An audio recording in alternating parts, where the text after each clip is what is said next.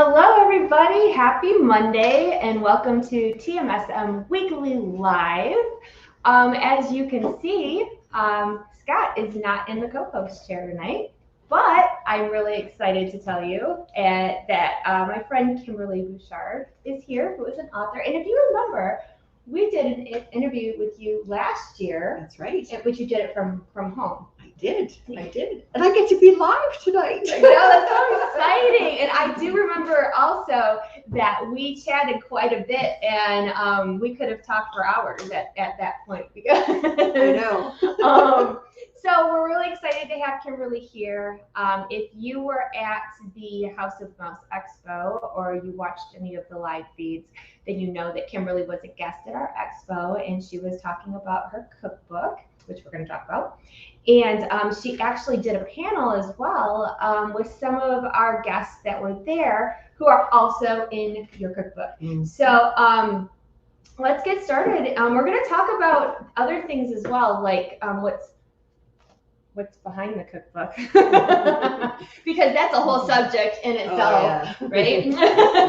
So we are going to talk about Festival of the Arts, but I wanted to talk about all the good stuff with Kimberley first. So it's the Positively Disney Cookbook, and she's got recipes from a huge amount of celebrities, and they're pretty easy recipes to follow. So you go ahead and tell them all about it. I will. So one thing that's really special about this cookbook is it's personal recipes from the celebrities. They're not just like picking a recipe out of some cookbook and throwing it at me, but it also has their story.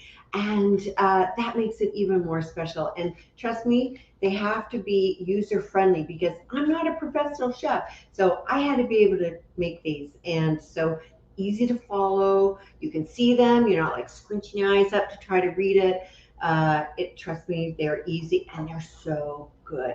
I am now, I'm not going to vegetarian, but I would if I had my cookbook because I love the vegetables. Did you want to flip through one and tell them how easy some of these are, or share maybe one of the stories? Oh gosh. Oh boy. I didn't mean to put you on the spot. Yeah, no, that's okay. Okay, so I just switched, found Margaret Carey's recipe, Tia Margaret's pinwheels. So she actually had the longest story in here, but Margaret Carey doesn't cook. She's actually never cooked in her life. This is her one and only recipe she's ever cooked in her life. And just to give you an idea, so it's a pinwheel. It's steak that's marinated and seasoned, and you cut it and you roll it and deep fry it and all that. But it's super easy and they're really delicious. My sons inhaled them. And but Margaret, when I showed her the photo, because I always take a photo of what I make so I can put it on my Instagram or Facebook, and she said, "Oh no, those aren't done right." What? So she told me that she cuts her meat with scissors. I said, "Well, Margaret, we don't cut our meat with scissors." So that's probably why they don't look as big and thick as yours. But anyways, it was super fun. But that's just like, it's a super easy recipe. Let's see, another one. Oh my goodness gracious. Okay, well, I have to tell you that when I said I would become a vegetarian, I mean, I'm not really going to, but I now love vegetables. Oh my gosh.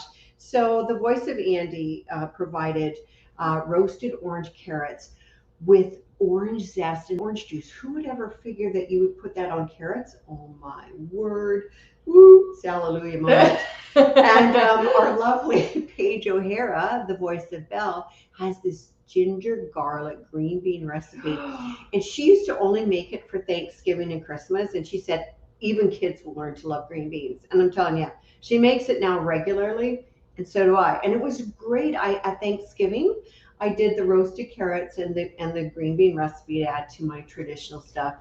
And it was so fun to be able to share with everyone the story behind these dishes. It was so cool. They're like, "Oh, really?" You have some really impressive people in that book.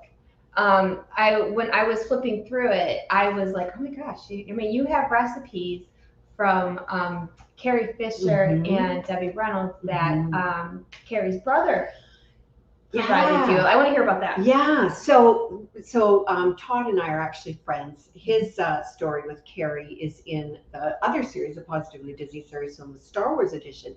But Todd called me once and he's like, "Okay, are you ready to record this?" And I'm like, "Okay, what am I in for?" Because he had provided me with Debbie's, a recipe or two of Debbie's, and a story with it. And so he went on to tell me the story and the recipe that is not found in a cookbook of Carrie's. But what is so special about Carrie's guacamole recipe is all the A-listers that went to their events, their parties, and that would have that dish. That's what they would have. And there's other recipes so their family was very much, grew up on Tex-Mex. Now, thinking Tex-Mex, I don't know about you, but I think spicy. Yeah, kind of. But guess what? They are not into spices at all. It's totally mild. So one thing that I was kind of new to the whole Mexican food. I didn't even like Mexican food till I moved to the U.S. about 11 years ago, because we didn't have Mexican restaurants in Canada, really. And anyways, her guacamole has to go with their tacos. You can't have tacos in their house without the guacamole. So guacamole was everywhere. And there's a real way of choosing the right avocado that his great-grandmother taught them. And that's in there. Yeah, that's fun. See, and it's stuff like that you wouldn't even think about. I mean, and like I had said, the recipes aren't just, easy and fun, but the stories that go with them and the people that are supplying them. I mean, so who else do you think that our audience might like to know that's in this book? Oh boy. Okay. Well, the voices of Goofy and Pluto: Bill Farmer, Caitlin Robrock, our voice of Minnie Mouse, Daisy Duck, our voice of Daisy Duck, Diane Michelle. Oh, I've got another story about that. Okay. About her. Okay. And let's see. So the original Donald Duck voice, Clarence Nash, I've got his recipe. I've got his handwritten recipe. So cool. I'm friends with his daughter, who's like my mom's age. She's like the sweetest person in the world. And, well, who else am I missing? Am I missing any of the Fab Five? I don't know. Are you? Oh, Nikki! We forgot about Nikki. Okay, so Brad Iwan, who's the Bishop voice, Brad. is in book 4. But there is another Mickey Mouse, which I didn't realize, Christopher Diamantopoulos. And he is Canadian, great woo-hoo, Canada representing. And he does a lot of things. He's actually on, he's got a show out on Disney Plus too right now. But so he offered his recipe. I also have, good Lord, okay, so actors from Aladdin, Beauty and the Beast, Frozen, Toy Story, Hocus Pocus, Pirates of the Caribbean, film directors, artists, gosh, Greg McCullough, Larry Dotson. Gosh, I'm going to get into trouble if I forget anybody. Joseph Yakovetic. There's a lot of people in here, so if you forget somebody, that's fine. Just lots of people. Oh, original Musketeers. Bubby. There is a Bobby, but Cubby. You think this is water in here, by the way. I swear it is. I swear. Musketeer, Cubby, Sherry, Sharon, and Annette Funicello's recipe. That's great. And this is kind of the big joke, because Annette's background is full Italian. So Musketeer Sherry and Annette used to ride together to the studio, because back in the day, women didn't all drive in those days. And so basically Sherry would take a bus over to Annette's house and they'd ride in the back seat to the studio. And so they got to be really good friends. Annette was like an older sister to Sherry. And so this Italian recipe that you would think that Annette would have is not so Italian. And she pulled the wool over her kids' eyes all their lives, thinking that it was this real family Italian recipe from the old country. And I'm not going to spoil it now with what the ingredient is in it, but you are going to die when you see what the ingredient is. That's funny, because you're sitting here talking about, I was following your story, and you're talking about how women didn't drive and Italian recipes. my grandmother's Sicilian and she doesn't drive still. She's 93, but she never did that. And I'm like, oh yeah, and all her recipes and stuff. And you're like, but wait, it's not what you think it's going to be. Yeah. So now I have to look that up. Oh yeah. And I was mentioning Diane Michelle had her recipe. And what's really kind of fun for me is a lot of these people are still in touch with me. It's not like I just get their recipe and kind of done with it. And so Diane was emailing me just before Thanksgiving. And I don't know, we were talking food or something, and she said she had this amazing recipe from her grandmother. It was a turkey relish. Well, I love relishes, and I'd never heard of a turkey relish before. No. And I said, oh, would you like to share that with me? So before I know it, I get it in her grandmother's handwriting. Her grandmother's from Germany, and her grandmother's handwriting. So of course, we got to try it. So my husband's the better cook in the family, but I'm the better baker. Anyways. He's better at creating. Anyways, we tried it. Oh my gosh, I could eat that every day, even for breakfast. It's so good. See, yeah. I'm really thinking that we needed to start going through the book too. So if I could be, when I talked to you previously, I talked to you at the expo, and then I talked to you for quite a while when you were on our show last time. Mm-hmm. And if I remember incorrectly, please correct me because I always have things jump up. Okay, all right. So did I remember you saying that you tried all of the recipes in the book? I did not. No. The only thing. Sorry. No. But I will do all the.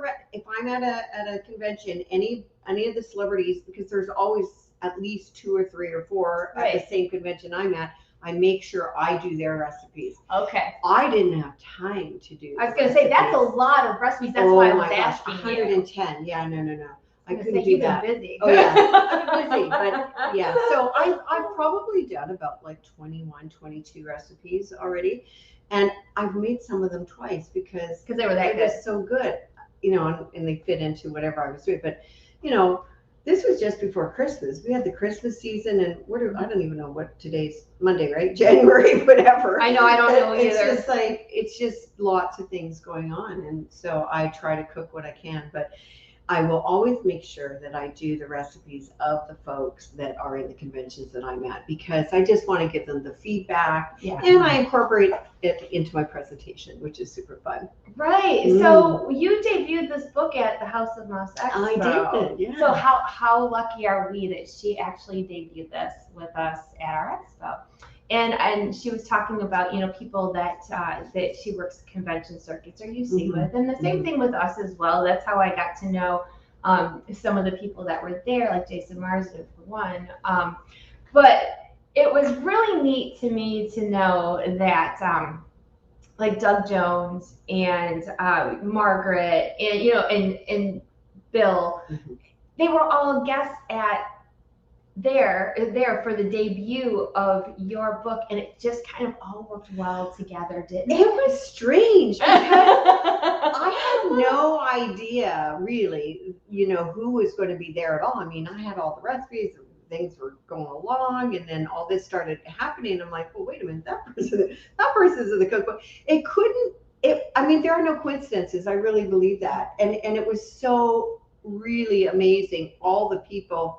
I think that, I don't know, there was like 10, 11, 12 of them. I don't know. The vast majority of the guests we had were actually in your cookbook, and we didn't plan it that way. No. And then, when we started booking guests for the expo, we didn't know who was in her book.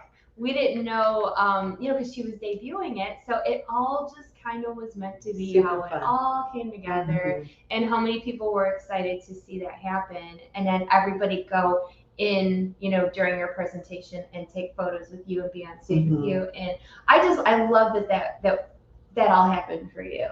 It was so fun. I knew that my presentation was going to get interrupted, but I had no idea when. And I didn't know who was going to be, coming up there with me. And of course, none of the audience had any idea what was going on. They're like, what's going on here? All the, so it was so fun. And, one thing that I have found, and this is just as an author of the whole Positively Disney series, is when you interview people, and the same thing with the recipes, you get to know a side of that person that most people don't get to see. And so you kind of have this kind of little relationship, a little bond happening. And it was so special when all these folks started joining me on stage, because it was big hugs, and it was like we were long lost friends. And I'll tell you, Disney has this way of bringing people together, don't they? But there's other times where it's extraordinarily magical, and that at that time it was for me. I'm excited for you, and it was. I'm just really happy that happened. And you're right that it's weird, because when you admire somebody's work on the screen or what they do, you look at them, like, oh my gosh, they're a celebrity, they're this and that. But then when you actually get to know them, it's just so different. Yeah, and I tell people, because there are a lot of people in my wheelhouse that I end up interviewing and meeting in that. But to me, they are not their role. They're right. People like us, and they, so I'm very fortunate to see that other side of them, not just that celebrity side, and that's what made it super fun, that they could be there for the celebrity side, but they could also be there for the, okay, let's talk dinner and my grandmother's recipe and those memories those evoked. It was very special to have that gel.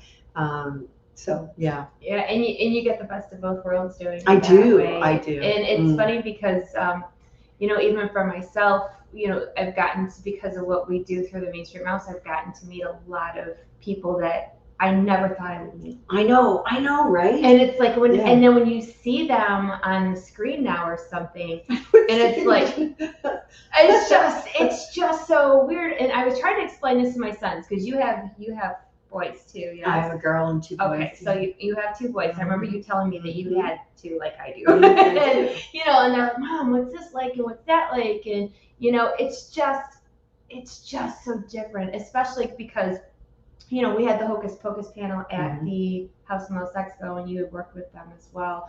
And for years, that was like one of my favorite movies. They know. I know like all the words of the movie. I'm that girl, okay? I'm that girl. And as soon as I had kids, it was like, this is what we do on Halloween. We're watching Hocus Pocus. That's the same with our house. Okay. Hocus Pocus is the movie. Well, we did watch Great Pumpkin too, but that's not Disney, so we'll stay on task. Okay. I think everybody watches the Great Pumpkin, Charlie Brown. Yeah. But it just was very weird to me, like, when I met Jason Marsden and the boys are like, who? I go, Binks. They're like, Binks. Or being there with somebody like Doug Jones, who now. And Doug Jones, I will tell you guys, anything that you see in interviews or whatever, he's even that much more nice in person. Yes. He's probably, of all the people I've met, one of the most nice, genuine, caring, wonderful, sweet people, and that's great that you get that experience to work with people that are like that. Well, and I will tell you, everybody that's in any of my books and the cookbook, they're good people. They're all nice people. And Doug Jones, I mean, he's really from salt of the earth. I mean, he grew up, I think it was in Ohio or Iowa. He's Midwest. Yeah. So, they come from very strong, the Midwest roots. It's very, very lovely. And, there are people out there, of course, that you encounter that think they're all that in a bag of chips, but I don't have anything to do with them. So, good for you, though. It's nice to see celeb power or whatever and niceness to top that. All right, so I'm going to ask you this because it's my job to come up with weird questions. Oh.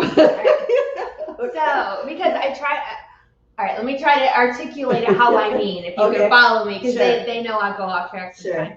But when you are working with somebody, there are times that, because you're a fan, and we talked about that. Yes, we love what we do for a living, and I know you love doing what you do, but at the heart of it all, you're a Disney fan. You love Disney, you love the movies, you love the parks, you love all those things. That's where that root comes from. And there are times that, I've had to do press events, and I have to hold my fangirl in because I'm working. And people are like, how did you, we did a press event with Keanu Reeves and Tom Hanks and stuff, and all they cared about was Keanu Reeves was there. And did you freak out? I'm like, no. But I'm like, you wait till you're over. So have you ever had a moment where you had to hold your inner fangirl in because you are a fan with somebody you're working with, whether it's a book or anything you've done? Did you ever have that, oh my gosh moment?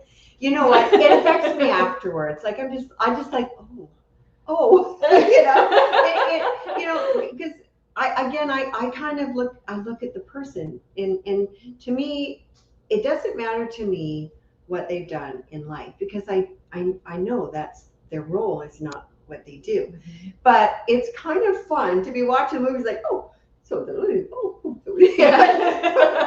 know, and but the thing that is really the most, I think, amazing is that I never ever would have thought I'd be doing this. Never. This is my world now, and people, you know, catch up from high school reunions or whatever, and I'm just like blah blah blah blah blah, you know, saying this or that, and they're like, what?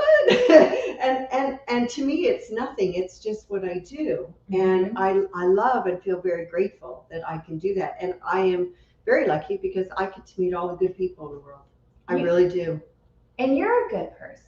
I mean, you're one of the sweetest people I've met. So it's kind of like the goodness that you have kind of just exudes out to, you know, attracting the people. You're blushing. I didn't mean to make you blush, but you are. You're just so sweet, and it's just refreshing to see. And you know, and I love the fact that you are so passionate about what you do, and it comes from a place of, you know, true love of Disney and all of those things. So I know that we talked about this a little bit when I had you on the show a long time ago, but we're going to refresh because it's been a while. Okay. So can we talk about a little bit about your Disney fandom, and like all of this comes from a place of complete Disney magic at the heart of it. So let's talk a little bit about that. You want to talk about where did all your magical beginnings start? Oh, where did it start? You know what? Very humble beginnings. I mean, I was born in Saskatoon, Saskatchewan in Canada, the Middle Prairie province, and was there for my first 5-6 years of my life. And the magic was in my living room with that castle and Tinkerbell starting the Wonderful World of Disney on Sunday nights. And, you know, as a little kid, you know, you just think, what is there, and it doesn't really exist, you know. Not that I, you know, when I was older, I was like, well, that's just, you know, an animation, a cartoon. But then I got to go to Disneyland when I was 12 in a Volkswagen camper with our wiener dog named Max. No air conditioning because we didn't have air conditioning up north. And it was 120 degrees going through the Mojave Desert. Oh my gosh. We stopped at every ice cream stand. And the two things, and I'll share the second thing. I've never shared this live before that I remember about that Disney trip. So the very first thing that really affected me was walking through and seeing the castle real. It was real. It was real. Yeah. You know, at 12, you know, I'm like, it's real. And then the second thing was there was an American boy wanting me to come over. I was traumatized. American boy. Those are my two men. Oh my gosh, that's so funny. It's true. And then, oh my gosh, I had a couple of other memorable trips to Disneyland, not with my family, but when I was first out of high school, I worked in a daycare, and our daycare decided they were going to bring the kids to Disneyland in July. So I had to take care of 2 4-year-olds, a 6 and an 8-year-old. I was 18. Oh my gosh. And that was an experience. But it all got better when I met my husband, and who introduced me to Walt Disney World. And you know, people ask me like, which park do you like the most? And I have to say, I mean, Disneyland is something very special, and to see the lamp in Walt, I mean, that just gets me every time. Every time. But you know what? I am a Walt Disney girl. I mean, it's got my memories of not only my husband, but my kids. I mean, I went to Disney. We went to Walt Disney World when I was pregnant with the boys. Like, our daughter was 14 months old. I was pregnant with Christoph, and they were pregnant together just now. And I was thinking, well, we better get this out of the way because I'm having babies. Guess what? We never got it out of the way. We just kept going. And we had strollers and all that. But, you know, it's the only place that I actually, you know, in the U.S. that I have the biggest memories with my parents and my dad, who is not with me anymore. And so it really has a lot of meaning, extra meaning. And now I am a Floridian half-time now. So I'm very grateful to be able to have my little piece of paradise here. And yeah, my husband's very happy that I'm happy because he loves Florida. So everybody wins, yes, right? They do, for sure. I want to kind of touch on that a little bit, how you said that, you know, you have your diehard Disneyland people and then your diehard Disney World people. Mm-hmm. And there's some people that don't like to budge, you know, like this one's better. Oh, I know. This one's better. Yeah. But you said something about, you know, Walt's lamp on Main Street. And I think that a lot of people that, you know, I know we do primarily Disney World. And whenever we do coverage from Disneyland, a lot of people are so curious because they want to see the differences or, you know, what's so special. And I think for me, it's the nostalgia of it all because that's Walt's park. And, you know, Walt walked through that castle and they still have so much of the original, like, what am I trying to say? You know, like the older rides with the older animatronics, and it still has that classic feel. I still have Mr. Toad's out there, which the first time my kids went on that ride, they were like, Mom, what was that? Yeah. You know, I was afraid of it at Walt Disney World when I was little. Yeah. I was terrified of it, but you know. Well, they even have things. So Walt and Lillian Walt gifted Lily with a tree, and that is there. There, you know, the different artists that I called it the Halloween tree, but it's in sort of Liberty and Frontier, and it's always decorated with different jack-o'-lanterns, all you know, all during the Halloween season. There's traditions there that you will not see at Walt Disney World. Disneyland being the mothership, so to speak, you'll see traditions there. And the thing that really got me was how, because I hadn't been to Disneyland in a long time, you know. So after going to Walt Disney World forever and going back to Disneyland, which I did a lot last year, it was like, oh my gosh, it's so easy to get from one land to another. It's nothing. And the Dole Whip line was in with the tiki birds, you know. So I was like, you know, so it's just it's different. But one thing, I wish they had it. So I'm not a huge corn dog person, but I will tell you, have you ever had a hand dipped corn dog on Main Street? Yeah, look, Scott's raising his hand behind the camera. He's like, yep. I know, they're the best. If you're not a corn dog lover, you will be after that. Yeah. So. You know, and I'm just gonna say, since we were talking about food and you brought sorry. Up food, no, we're gonna keep talking about food. I will say, this is just my opinion, I think the food out at Disneyland is better than Disney World. I like their churros out there better. You said the corn dogs. I mean, some of their food offerings have a variety of flavors of churros. Yes. Yeah. And they don't have the same candy. So there's this stuff called English toffee that is like, I don't know. Scott bought like 7 crags of it. Yeah, because you can't get it here. And it's really disappointing. But you know what? Any Disney park you go to, even Europe or Paris, they didn't have the same candy either. So I remember when I was in Paris and I'm like, oh, Disney, you know, and it's like, okay, this is Disney, but it's not the Disney I know. It's very different. Is it? Yeah. And you know, it's funny that you say that because like he really enjoyed that candy at Disneyland, and then he tried to find something similar here at Disney World and we couldn't find it. So that he was glad that he bought extras. Yeah. But so he's like, oh, more now. I know. I'll see what I can do. So you said that, you know, over, you know, in Paris, it is different. So what's different out there? 'Cause I haven't been yet.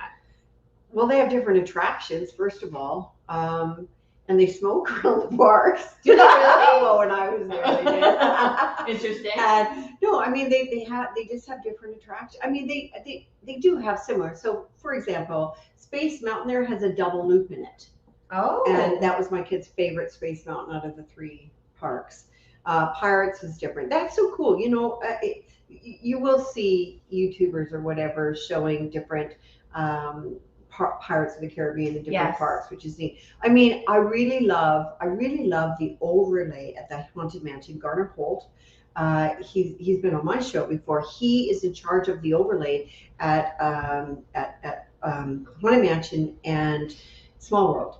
Oh, And wow. it's so fun. It's so fun because it's all Nightmare Before Christmas. So it's really neat. One thing also is there is somebody that won an actual tombstone in the Haunted Mansion, and his story is going to be in the next book, and it's so fun. It all went to charity, of course, and how cool is that to have your own haunted mansion, uh, you know, The stones in Haunted Mansion. It was so amazing. Haunted Mansion is my absolute favorite. That's one of my go-to rides. My two go-to rides always in every park is Haunted Mansion and Pirates. Those are my two. That's how we are too. And whenever we get back from Disneyland and we try to explain to people who haven't been, the differences and how much longer Pirates is out there. Oh, good Lord. It's a lot longer, but I love there's it. no fast passes because my husband and I, we had a fast pass and we're like, we're going to hold this off for Pirates.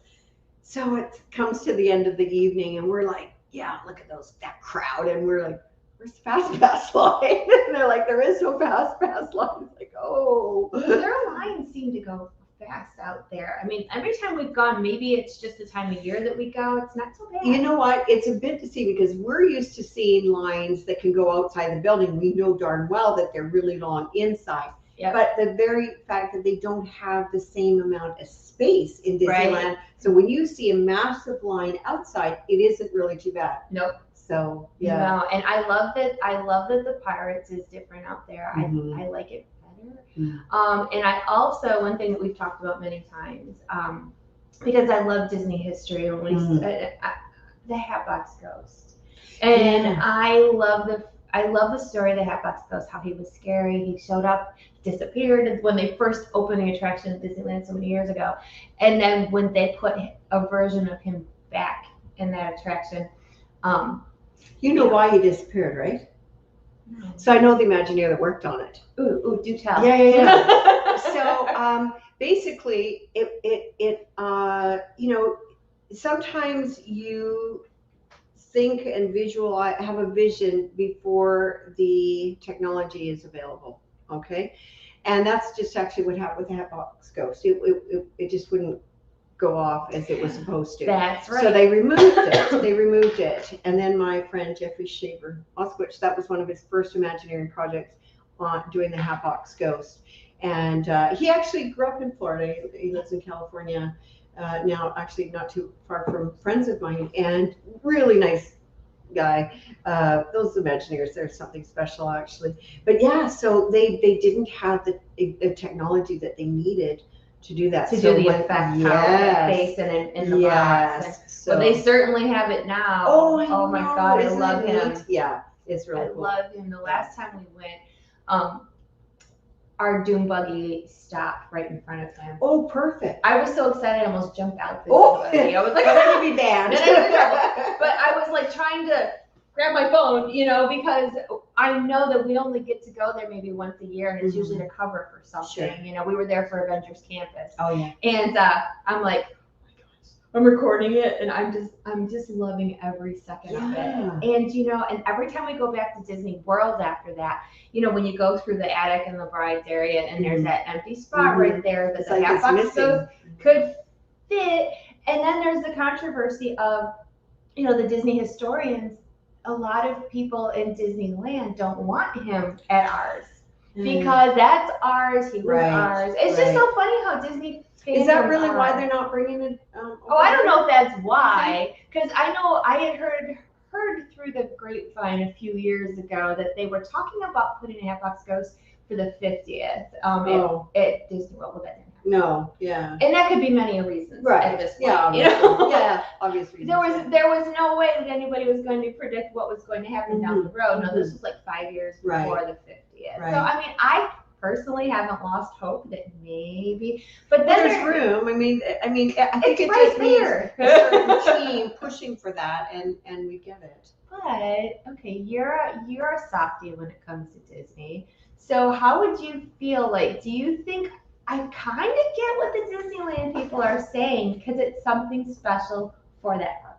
You know what I mean? Yeah, but Carousel Progress was too, and guess what? We have That's it. true. All right, well, fine, then it's fair game. Oh yeah, it is absolutely. And you know what? A lot of the people, I'm sorry, but and I like Carousel Progress. I'm sorry, but I like that ride, and yeah, it's special for me for some reason. I don't know, maybe because I recognize stuff from my grandfather's house or something like that, just different things. But that's my husband's snooze ride. It's terrible to say. He's been on it so many times that he has a little rest. So he never complains when I want to go on it.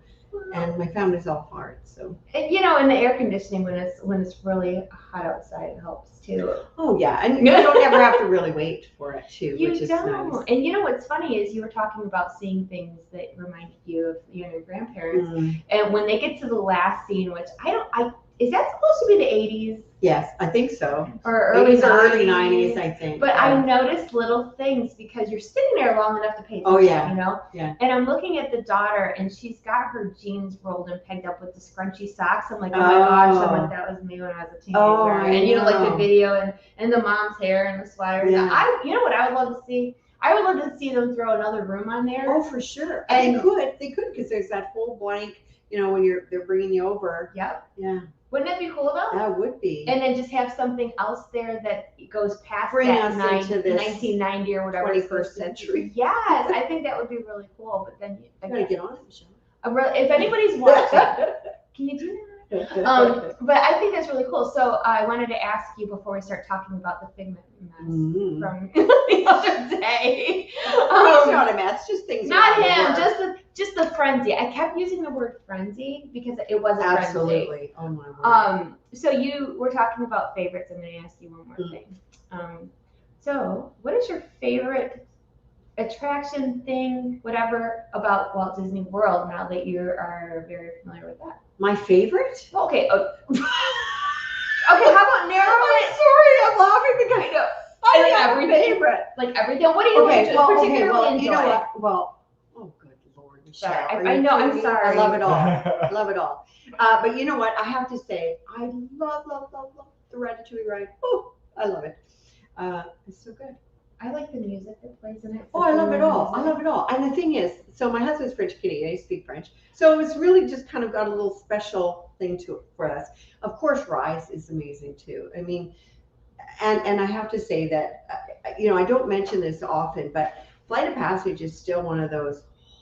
I feel like I really do feel like I'm in another world, and I will get emotional off that ride. I don't know if anybody else does, but it's just like you feel like so you're flying. amazing. It's the wind so and amazing. the smells and the whole it's whole just thing. so encompassing. Oh my gosh, yeah. So you know the latest, you know, Ratatouille is the latest for me, and I mean I just love it. I think he's the only rat that I think's cute. Right? I know. It's special to me because when my younger son loved Ratatouille, and he still does.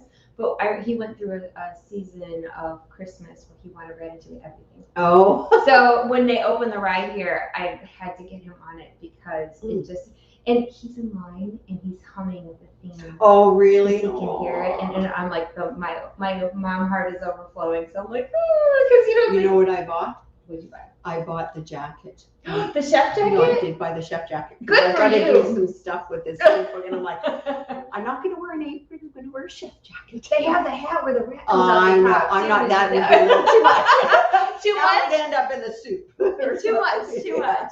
All right. So at the end of the show, we're going to talk to Kimberly about where we can find all her good projects too. But she, before time gets away with us or from us, she was at opening day at Festival of the Arts as well. And, you know, it's so funny because this weekend, like, I don't know what could have happened in the whole world of Disney parks, but nobody cared. Everybody just this was all that they cared about. It's true. It's really true. It's true. So you were telling me that when you got there, the line was long. Yeah. Well, when I got there, it wasn't as long as what it was first thing in the morning, but when I got there, it was 3 hours long. And I was supposed to get a couple. I'm like, yeah, I'm not standing in line. But isn't he adorable? He's really cute, and I really like the strap on him. And where's the strap? It's inside the. Oh, it's okay. inside. So can you actually put your hand in and get stuff like easy? Yeah, he opens in the back, but I don't know why. Just pull it. See, Pull his wings? Oh, there. This is somebody else's Oh, bucket. yeah. Okay. So here's the thing. You can put, I'm going to flip them for you. Yeah. So there's a hatch in the back, and you can see the popcorn. Now, it was supposed to be rainbow popcorn, but they ran out. So they started making little bags, but they have this really great strap that goes with it, and it's got the Walt Disney World 50th on there with the little silhouettes of Figment. So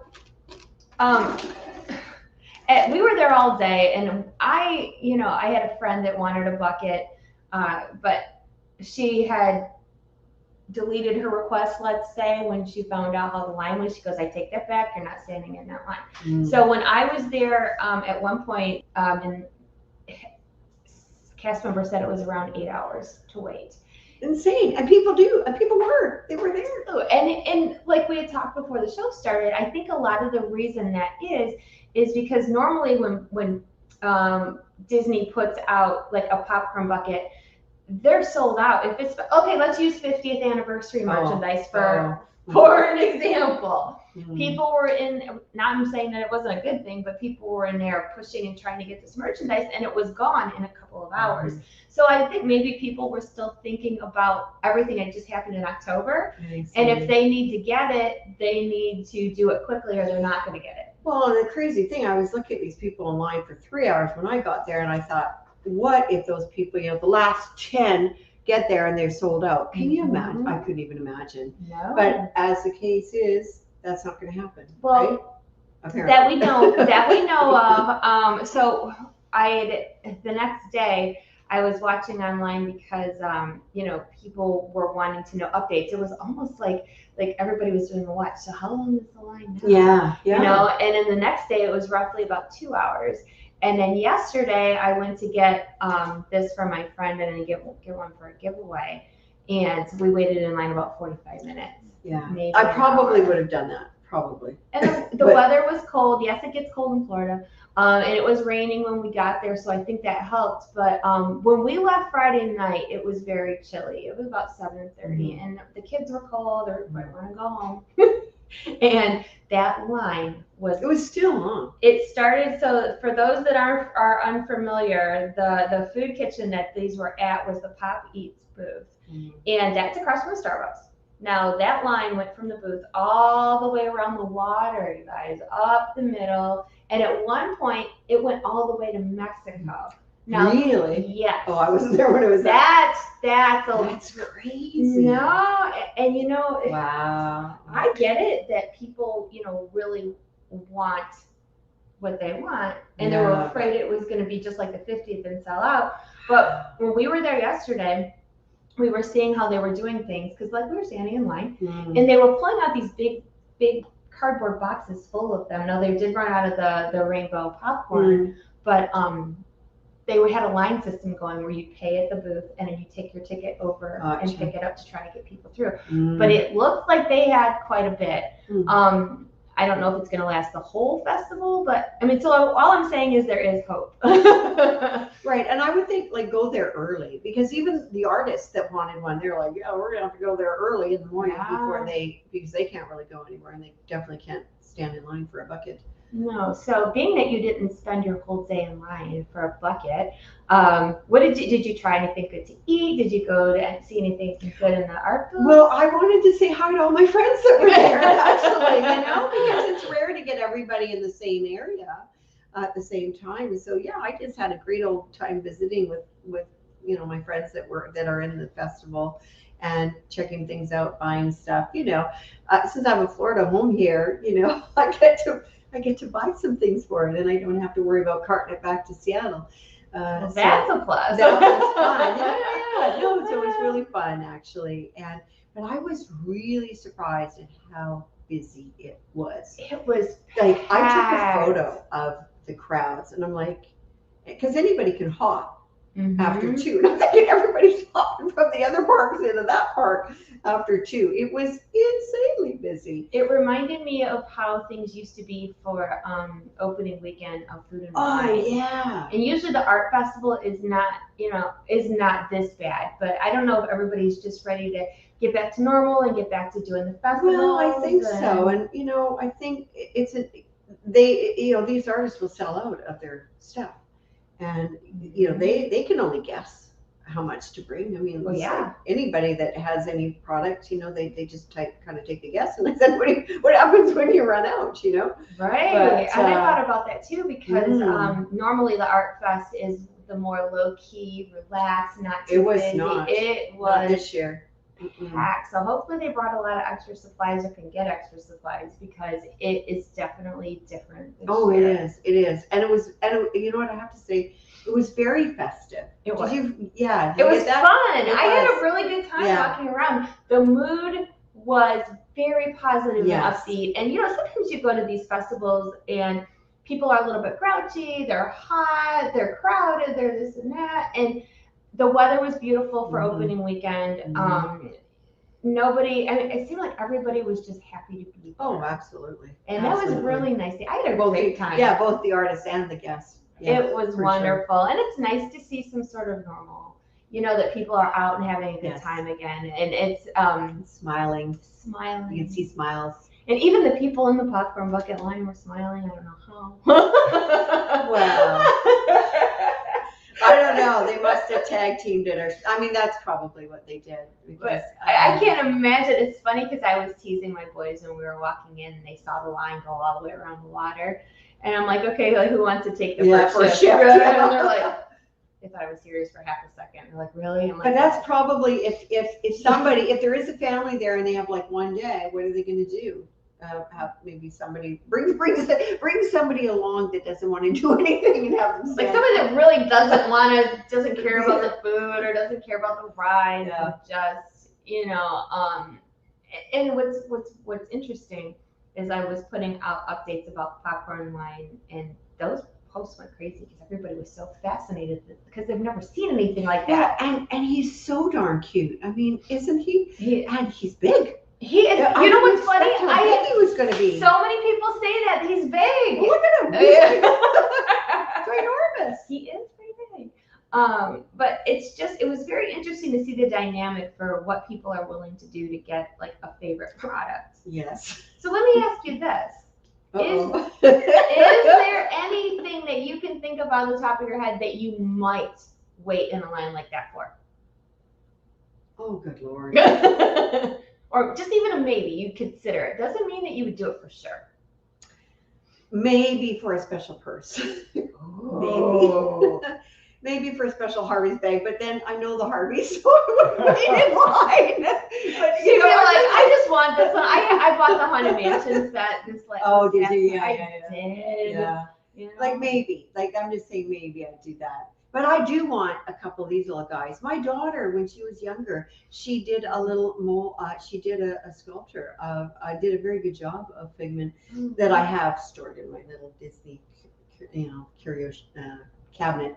And I thought it'd be really fun to surprise her. She's 25, but hey, it doesn't matter. You never told her yet. No, and now the lines are short. Yeah, I know. So I'll have to see about when I can get back into it. But what's interesting is that I was thinking, because I overthink everything, and if I were that person that waited all day like that, and then the next day people walked up in 2 hours, and then the next day someone walked in a half hour, I'd be like, ugh. Oh, but normally that doesn't happen. Normally they sell out in about an hour or two, and this is a first. So I'm wondering if Disney is, looking at that supply and demand, like after they had all the hysteria over the 50th merch. I don't know, because you know what I was just thinking when you're talking about that, people not wanting to wait in lines. If you want to spend a lot of bucks and get them on eBay, I was shocked because these sell for $25, and eBay I saw $200 a bucket. One of them sold for $1,000.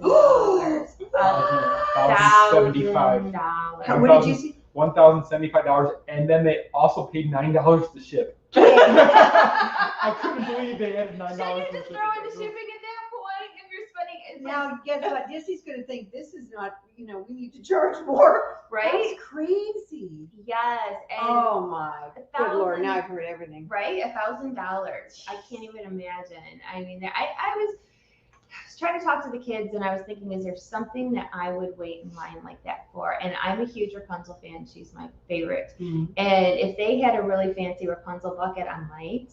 But It's a long time. And if I were just your average guest, I'm lucky I live 10 minutes from property, so I can go back and forth. But let's say, you know, I was there with my family and we only had so many days at Disney. I don't think I'd want to spend my entire day in line. I would rather be going and doing the different things. I'm semi-Floridian now, so it's like, yeah, I know. You're like, no. Doesn't it change though? When you're absolutely. a local, you look at things so differently. Like the local mentality is like, we can run over and have a snack and maybe ride and then we can leave because we can come back another day. You know, we had one of those extra magical nights just last Tuesday. My husband finished work and I'm like, let's go to Hollywood Studios. And everything just was in sync. Like, it was just incredible. And then it was dressed as Christmas yet, because we didn't go there before Christmas to the Hollywood Studios. But it was just extra special. It's so fun. I'm like, it was just so neat. I said, we have to do this. We have to do this more often. You know, finish up work and we'll just run over there. Yeah. You know, and we do that plenty of times, like when, you know, school is over and, you know, like you guys want to run over to the studios because my boys, their favorite parks are studios and Epcot. So, you know, it's easy to get them to go for a few hours and they don't have to be there all day. Yeah. You know, there's really no. And I'm sure I was the envy of everyone because I had a scarf, a nice red wool scarf, and my jacket. Because oh my gosh, people were freezing in their shorts and t-shirts, and I felt so bad for them. And I was just like, oh, I'm so glad I'm here with my winter coat. Well, semi-winter coat, but so you can verify for me because we always have people tease because we're from Michigan and so we're Midwest, and you know they like you forgot what cold is like. Tell me, doesn't it get cold in Florida? Oh, it does get cold. But you know what? So I grew up in Alberta. I mean, we had 8 months of snow all year, right? And it would be like people are telling me, you know, minus 40, minus 50. I'm not kidding you. I mean, I don't think I'd survive 1 minute in that anymore, but it's the humidity with the coldness. And I think it's going to like 32 in some places. And I'll never forget being at Fort Wilderness one Christmas. And they had fresh grapefruits on the trees. We'd climb on the picnic table and pick. Oh, it's the best grapefruit I ever had in my life. But they actually came around and told us to leave the taps dripping a little bit so that our pipes wouldn't burst. And I'm like, oh my gosh, we just escaped this. What are we doing here today? You know? But it's rare. And you know, it was such a treat to be here just before Christmas when it's like 82, 84. Yeah. You know, it'll come back. But it can get cold. It's a bone chilling cold. Thank you. I use those exact words because everybody teases me that, you know, I've lost my Michigan credit. We might have lost a wee bit of that, though, just a wee bit. But yeah, it's cold. Is your blood's thinner. My blood's thinner too. Up north, your blood stays a little bit thicker. Is that it? So when you move down here, your blood gets thinner because of the heat, and then the same way like Arizona, Nevada, California, their blood's a little bit thinner. So that's why the cold bothers you more when it doesn't seem as bad as it should. And there's in our Michigan, scientific explanation as to why. Well, in Michigan at 50 degrees, they're like, hey, it's 50. Go out without a coat. And they'll go swimming when it's here when it's 50 because they're used to negative 10. That is true. The other day we were freezing. And we left and we drove past one of the resort communities that has like the townhomes and stuff, and they have a little water park, and there's people in the pools. Oh, those are the northerners. Yeah, and we were just jackets and all this stuff, and I'm looking, I'm like, they're swimming. I'm like, oh my gosh, I just was just getting cold thinking about it, but it's just different how you see it different. What? I'll tell you. So one of the things we got when we got our little place here was a hot tub because I don't know. Hot tubs, heaven in a tub, and and we discovered, we found out that we could see the fireworks from Magic Kingdom. Yeah, we can see the fireworks from even better. I'm like, whoa! And you know, actually, when it was raining yesterday morning, I'm like, we got to get in the hot tub. It's raining, and we've been in the hot tubs when it's snowing, not here, of course, but. It's just so special, and it feels so good after a park day. Yeah. Oh my word! Yeah, the best. So we're almost done with our show. If anybody has any questions, Scott is, as you can hear, he's fielding. They've all just been watching and little comments here and there, and few comments about they love your books. Oh, nice. Thank you. They've done that. And then they were talking about standing in line. One person said they'd stand 6 hours to meet Patrick Stewart. Oh, okay. That might be, yeah, that might be different. But yeah, everybody here's just, I think they've all been fascinated just listening and listening to the stories. And like I said, a few people have been like, they've already gotten the book and they loved it. Oh, awesome. And Kyle just said he loves spending time in a hot tub. We're with you. Oh my gosh. So in addition to this wonderful cookbook, what else do you have that you've written? Oh gosh. So the whole Positively Dizzy book series, which are heartwarming stories from the artists, from the animators, guests, cast members, the actors from all over the world, actually. And it's their love of Disney, the impact Disney has had on their lives. And it's really surprising to find out the very nature that got these people to where they are today, and also the interactions between guests, cast members that really have profoundly changed either people's lives. It's pretty amazing. So that's what I do. So book 6 is coming out this year. Book 5 is the Star Wars edition, and there's a second edition of that coming out. So more stories are going to go into that in time for Star Wars Celebration this year. So that's in the works. And should I mention about next year? You can mention whatever you want. Okay. So there is going to be another cookbook next year because what's happening is I'm very grateful, like, that people love the book, and a lot of celebrities are saying, if we would have known about that book, we would have been a part of it, because I'm not sure if all of you are aware of this, but I'm working with the charity Feeding America, and 50% of all proceeds of the book go to helping fight hunger and feed our American families. So I told you she's a wonderful person. That's trying to use a little bit of my talents to help. No, that is great. And if those of you that have not checked out Kimberly's books yet, where can they find your collection and this book? Yeah, so you can get it on Amazon, or you can order it in your local mom and pop bookstore. There's 2 versions actually of the cookbook. There's a limited edition, and it is limited edition after those print, we printed the number we did, and that's got the embossing and foil cover, and the regular edition also is available, which is just as nice, but this one is just, it's got a little extra Disney magic in it. So. It's got a little extra pixie dust, yes, right? Yes, yes. Well, I really appreciate you coming and spending this time with us. Thank you so much. It's so fun to be here live. I mean, we had fun when we Skyped it, but this was great having you actually here. And I know that our viewers will have enjoyed it as well, because Scott's been watching comments and shaking his head. I've seen a few people order the books while I've been sitting here. So that's perfect.